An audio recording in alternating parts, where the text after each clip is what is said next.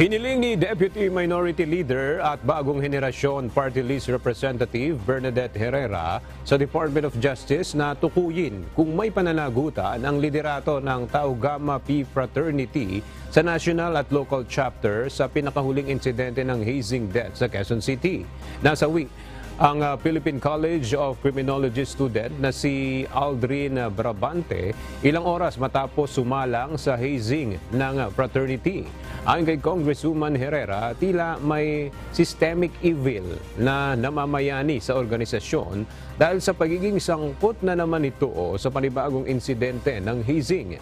Tinuligsa ng mambabatas ang hazing kung saan sangkot ang ilang estudyante ng Philippine College of Criminology. Nagpaabot din ito ng pakikiramay sa mga kaanak ng biktima.